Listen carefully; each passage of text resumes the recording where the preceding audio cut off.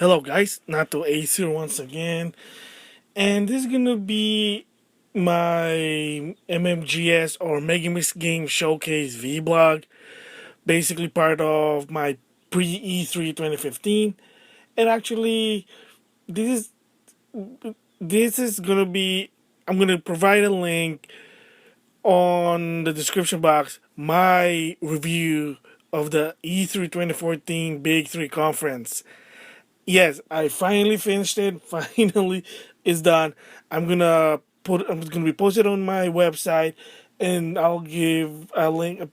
I'll provide a link on the description box. Excuse me.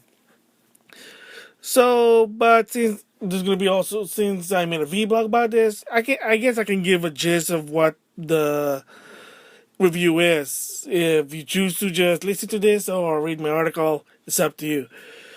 So the gist of it is that the Big Three conference for E3 2014 was actually good.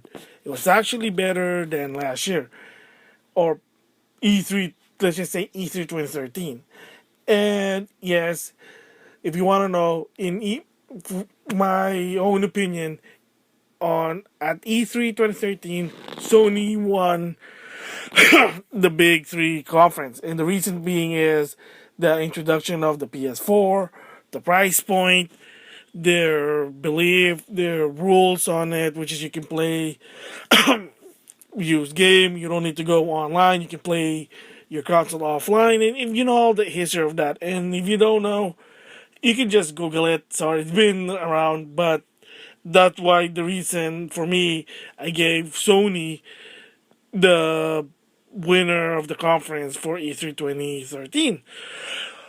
But then you're thinking, excuse me, will it be the same in 2014? Well, here's the gist of it.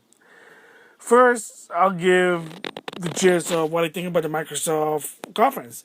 Well, it was pretty good, better than last year, because the same goes like with Sony. Microsoft did at E3 2013, they showed the Xbox One, mostly all the features. They also showed Kinect and also some games that mostly they're featured. They're trying to focus on the features. Wasn't really interesting, and there was even one part when they showcased Killer Instinct. One of the guy was trying to be funny, but unfortunately was being sexist. So I said, "Oh, okay, lost my interest, whatever." But this time around, since there was a new head of Microsoft Studio, which is Phil Spencer. Before that was, oh shit, I forget what the guy's name, but the guy basically was bad, telling people, "Oh, if you like backwards compatibility feature, you're backwards.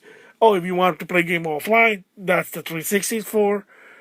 So, basically, because of that problem, that Microsoft Studio had basically reversed all their beliefs in their decision. So, when it comes to E3 2014, Phil Spencer's now the new head of Microsoft, and it's all about games, games, games, and they did. Such as, of course, let's start with their own first party game IP. First, Sunset Overdrive looks interesting. It's a Ratchet and Clank game. I heard it was pretty good. I still haven't played it yet. Two was new characters for Killer Instinct. Well, the first one, TJ Combo, I used to play him on the Nintendo console, the Super Nintendo. One of the favorite guy, but it looks interesting. Now, well, I have the game. It plays differently. Let's move on. I guess Phantom Dust again. Right now, they announced that on E3. Again, another game. Fable, Project Spark. Well, Project Spark. I got the game. Interesting, but Fable supposed to be coming out somewhere this year. I don't know. Skillbond from Platinum. So it's all about games, games, games, and games. And they did show some games for Kinect, which is two basically, which is good. Disney, Fantasia, and Dance Central Spotlight, which both games are already out. So again, I gave that one an 8 out of 10 because they showed about games, games, games. It gave consumer reason why to get an Xbox One. Okay, then came Sony. Remember, at E3 2013, they won. So what about E3 2014? Did they win? Unfortunately for me, as a Sony fan, as a Sony supporter, I was disappointed with the conference. Even so that they showed more and it was longer than the other two, it was just boring. They showed some game for the PS3 and Vita, which is good. So they're still supporting it. Hopefully they'll also support it for E3 2015. We will see. But they showed game for the PS4. Little Big Planet was announced out of nowhere. And then there were some other games, new, more indie games such as Green Fandango, Remastered. What else I can think of? Been well, and some other indie game. It was good, so it is worth getting a PS4. But then came Powers. The guy that created Powers basically was talking for 1 hour, and that's when I lost interest. Don't get me wrong, I do like to read comics once in a while, but I'm not really a comic fan. So for me, trying to watch, I just want to know about video game, and you're talking about Powers. I'm like, okay, this is boring. So unfortunately, Power lost a lot of the viewers' interest. And I mean, they did because I was also participating on Twitter. People were basically putting on their Twitter, "Oh, this is boring. What happened here?"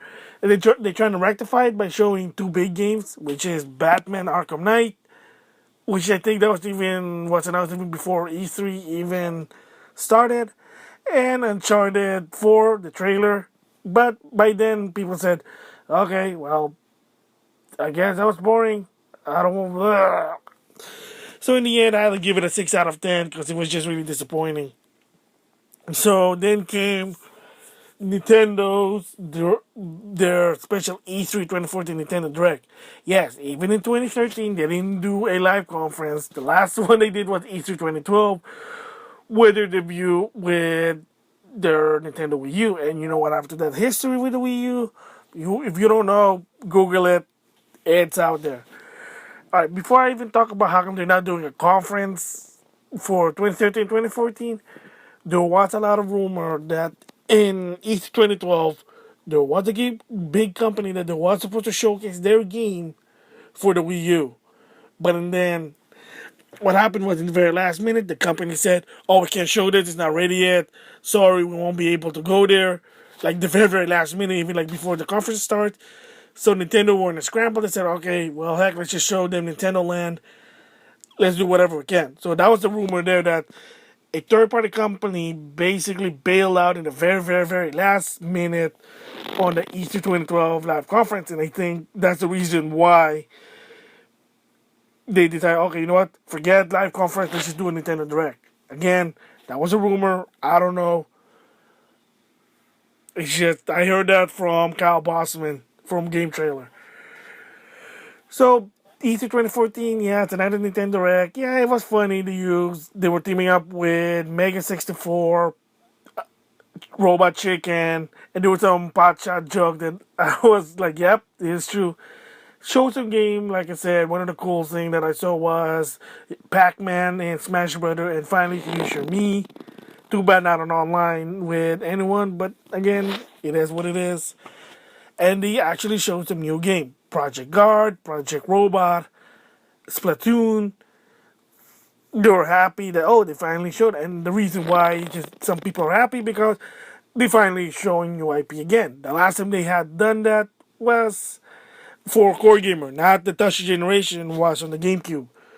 Yeah, there was some new IP in the Wii, but it was basically touch generation such as Wii Play, Wii Music, Wii Fit, and those are not games for hardcore. That's more for the casual who just want to do something, just a quick pickup for your average person who just trying to get into gaming. That was the problem. So now they finally have something for hardcore. Like I said, Splatoon is one of the big ones that's going to come in May 29th. Still, they didn't really have a live conference, so I couldn't really give him a higher score. I had to give him an 8, the same as Microsoft. Good game, but I wish they did have a live conference. So hopefully in 2015 there's something different, because I have heard there were reports that Nintendo actually on June reserved a small theater on June. So trying to put one and one together. June E3 small theater. We will see. Hopefully, I mean they did making out with their Treehouse streaming, so I guess. But still, I really prefer them to do a live conference. And let the shows risk that you have courage, not playing it safe. And again, yet another reason beside that was, according to Reggie, most of the Japanese developers from Nintendo, their interior development team, they just don't want to do live conference.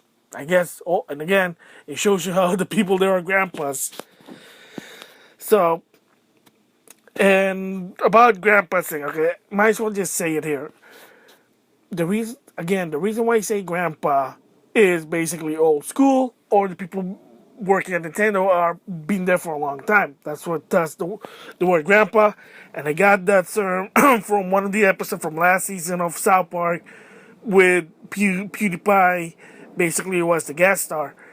Basically, people watching other people play video game rather than playing, Twitch. And Kyle's younger brother, basically said, "Don't be a grandpa."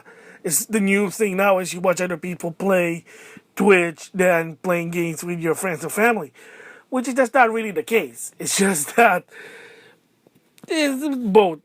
Again, there is Gamer Horizon or Social Link Podcast. Alex did explain about why Twitch is significant. If I do remember it, I'll link that on the description box, along with my reviews of the E3 2014 conference. So, again, that's where the grandpa came from. Again, because everybody know that most people who work at Nintendo are old school. Nintendo's an old Japanese company, and it's hard for them to change. Unlike Sony, that's the difference. But again, overall in the end, like I said, because of the lack of a live conference, I'll give them an 8 out of 10. So that's my gist of it. And if you want to read my article, link's gonna be on the description box. And yes, another disclaimer is you gotta keep in mind that the my review is supposed to be a week after E3 2014. So anything happened after that, like news about the new Zelda game Wii U, we know what happened to it, or gamers know what happened to it. Excuse me. And of course, the event with Amiibo. I will explain that on my another article that I'm gonna work on. I'm starting working on it. It's called E3 2014, the year later, a year after. Basically, what that premise is, giving my thoughts of what happened since E3 2014 all the way as of whatever the article is done. Let's just say the month of May. Let's just say that. That's gonna be my thoughts, which of course, I'm gonna be addressing about the Amiibo and how Zelda Wii U was delayed to 2016, even after time and time again they did say it's gonna be 2015. I'll give my thoughts about it. So the disclaimer here on this, my review of the E3 2014 conference is that my thoughts, my opinion, is basically after the week after the E3 2014 conference. So anything after that, I'm not going to be mentioning it on the article. So there you have it. If you're interested in reading the article, if you have a chance, go check them out. Well, that's it for now. I'll see you guys later. Bye.